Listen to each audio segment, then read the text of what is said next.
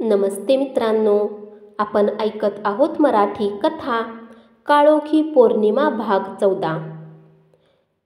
गवताबद्दलचा त्यांचा हा तिटकारा दिवसेंदिवस वाढत चालला। वाड्याची हद्द सोडली की वाऱ्यावर हलणाऱ्या गवताने भरलेली शिवारेच होती। त्र्यंबकजीला तो देखावाही पाहावेनासा झाला व त्याने वाड्याबाहेर पाऊल टाकणेही बंद केले।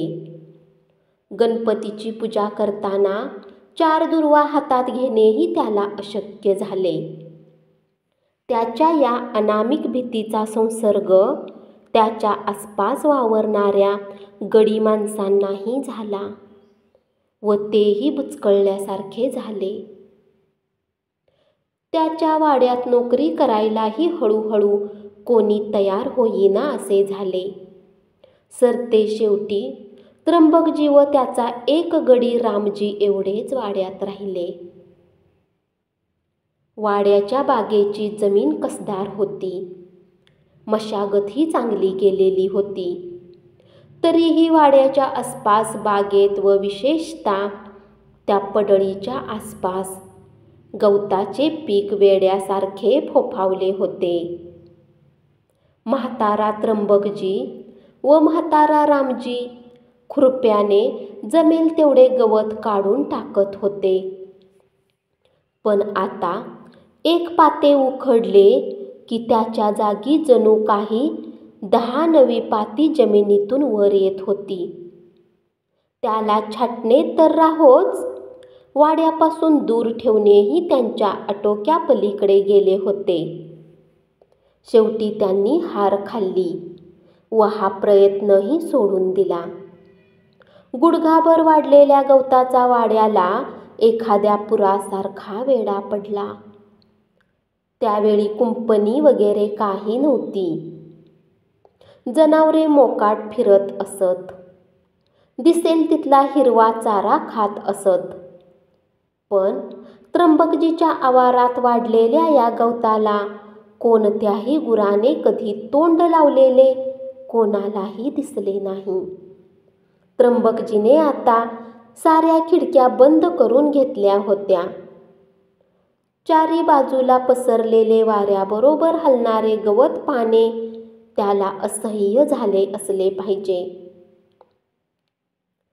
त्यांनी आत स्वतःला कोंडून घेतले होते एवढे खरे। रामजीचाही धीर फार दिवस टिकला नाही। वाड्यात किंवा जवळपास काहीतरी विशेष अनैसर्गिक प्रकार चालला आहे याची त्याच्या अगदी मंदबुद्धीलाही कल्पना आली होती। गावातील देवळातून तो सायंकाळचा परत आला, वाड्याच्या दारापाशी थांबला। समोर पसरलेल्या स्वतःशीच गूढपणे डोलणाऱ्या त्या हिरव्यागार गवताच्या पसाऱ्याकडे पाहता पाहता त्याचे धैर्य खचले आणि स्वामी भक्तीचा एखादा दुसरा बंद शिल्लक राहिला असलाच तर तोही लागलीच तुटला। कारण त्याला असे पाहिल्यासारखे वाटले की त्र्यंबकजीच्या खोलीखालीच गवताची अगदी झुंबड उडाली होती आणि तिथलेच गवत सारखे हलत होते। आल्या पावलीच तो माघारी फिरला व गावातल्या धर्मशाळेत जाऊन पडला। हिव भरून आल्यासारखे त्याचे अंग थरथरत होते। देवाचे नाव घेत तो मुटकुळे करून पडून राहिला। पहाटेच जरा उजाडताच त्याला धीर आला व मग तो तसाच परत वाड्याकडे गेला। अजूनही ते चमत्कारी गवत स्वतःशीच बोलत होते। रामजी कसा तरी मालकाच्या खोलीपर्यंत पोहोचला व त्याने दार उघडले। आतून गवताच्या उग्र वासाचा भपकारा आला। आत फार काळोख होता, त्याला समोरची खिडकी सुद्धा दिसली नाही। खोली कशाने तरी अगदी काठोकाठ भरली होती व आतून आवाज येत होते। रामजीने धूम ठोकली, पाटलाच्या चावडीवर पोहोचेपर्यंत तो थांबला नाही. त्याच्या दमछाक झालेल्या स्वरातील अर्धवट वाक्यांनी सर्वांच्या अंगावर काटा आला. त्याला कोणीही मूर्ख ठरवले नाही. 5-10 धीराची माणसे भाले लाट्या घेऊन वाड्याकडे निघाली आणि त्यांच्या डोळ्यांना एक अजबच देखावा दिसला. आवारातले सगळे गवत वाढले होते. फिकट पिवळे रोगट दिसत होते. एक दिवस सुद्धा ते उन्हात उभे राहू शकले नसते. त्यांनी त्र्यंबकजीच्या खोलीत पाय टाकला, पण ते सारेजण दारातच उभे राहिले. त्र्यंबकजी पलंगावर पडला होता. तो केव्हाच मेला असला पाहिजे, पण त्याचे लक्ष खोलीभर पसरलेल्या गवताकडे होते. कानाकोपऱ्यातून गवत साचले होते आणि आता ते सगळे सुकलेले होते. आणि मग त्यांचे लक्ष पलंगावर अस्ताव्यस्त पडलेल्या त्र्यंबकजीकडे गेले. त्याच्या दोन्ही मुठी आवळलेल्या होत्या. त्याच्यातही गवताचे पुंजके घट्ट धरलेले होते. पण सर्वात ज्याने त्यांच्या अंगावर काटा आला, कपाळावर घाम आला, ती गोष्ट त्यांना अगदी शेवटीच दिसली. त्र्यंबकजीच्या कानात, नाकात, तोंडात सगळीकडे गवतच होते. तो गवताने अगदी गच्च भरल्यासारखा दिसत होता.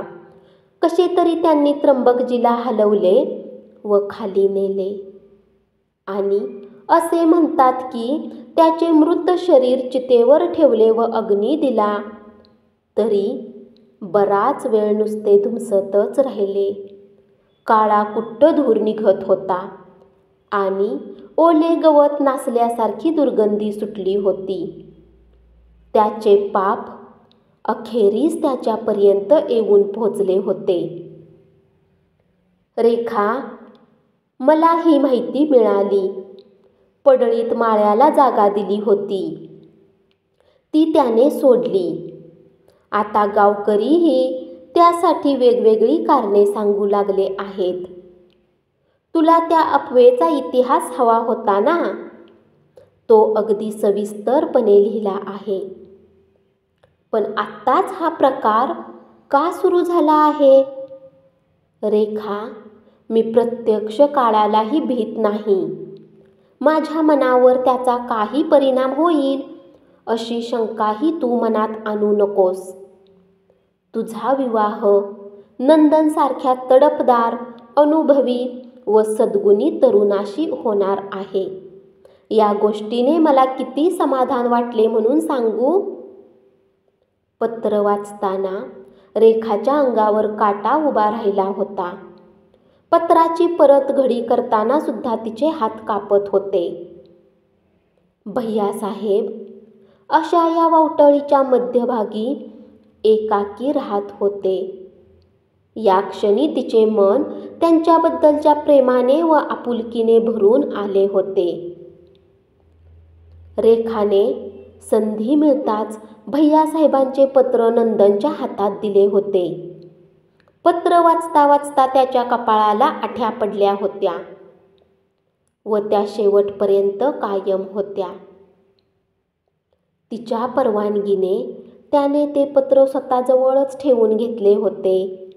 तो एवढेच म्हणाला होता, मोठी चमत्कारिक हकीकत आहे नाही?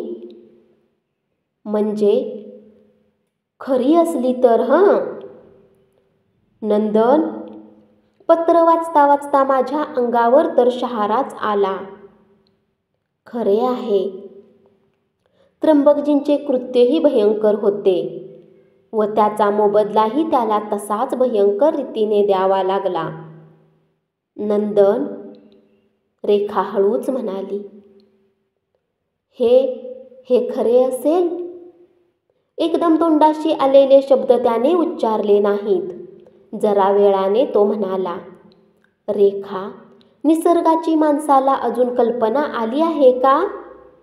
आपल्याला माहीत नाही, कल्पनाही येणार नाही. अशा कितीतरी शक्ती सृष्टीत वावरत असतात.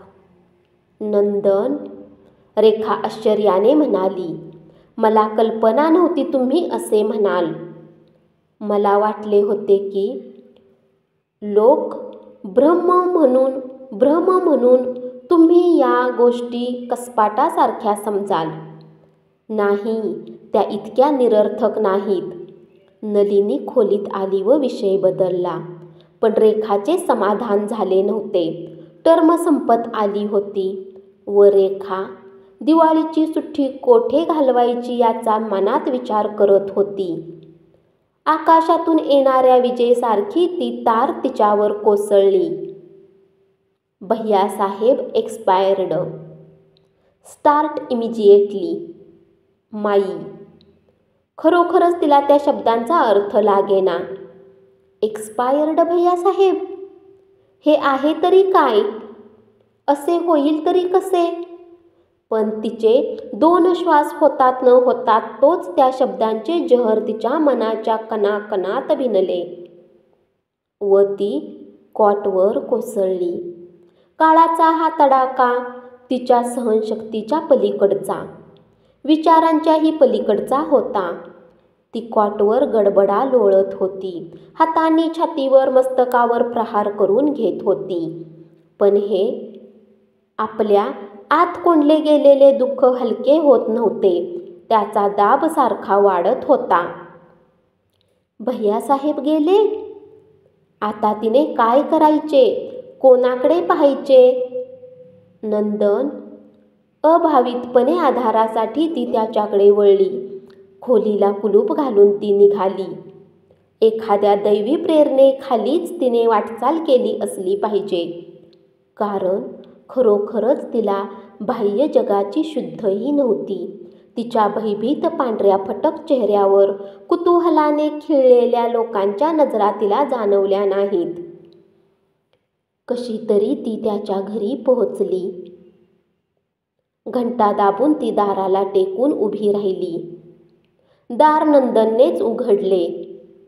त्याच्या ओठावर आलेले स्वागताचे शब्द तसेच राहिले. तिचा हात धरून तिला आत घेत म्हणाला, रेखा, काय झालं आहे? मिटल्या डोळ्यांनी तिने तार पुढे केली व ती एवढेच म्हणाली, अहो नंदन. त्याने तार वाचली व एकदम श्वास आत घेतला. तिला धीर देण्यासाठी तो तिच्याकडे वळला. पण त्याचा स्पर्श होताच इतका वेळ आत दडलेले दुःख अश्रूंच्या रूपाने बाहेर आले. ती ओक्साबोक्शी रडू लागली. काळ स्थळ सारे विसरून नंदनने तिला जवळ घेतले व तिच्या केसावरून हलकेच हात फिरवीत तो तिच्या कानात बोलत राहिला, रेखा, रेखा, मला सुद्धा फार वाईट वाटते ग. पण रेखा स्वतःला सावरू शकली नव्हती. विरहाची, दुःखाची ही भावना विचारांना दाद देत नव्हती. केवळ बुद्धी मनाला सावरायला असमर्थ ठरत होती. हा आघात मानवी मनाच्या मर्यादेपलीकडचा होता. तिच्या जीवनाचा पायाच हादरला होता. शोकाचा आवेग जरासा ओसरेपर्यंत नंदन तिच्या जवळ राहिला व मग त्याने तिला तेथेच ठेवून घेतले आणि स्वतः ती तार घेऊन तो हॉस्टेलवर गेला. वॉर्डनना भेटला. धन्यवाद. अशीच पुढची कथा ऐकत रहा आणि चॅनलला जरूर सबस्क्राईब करा.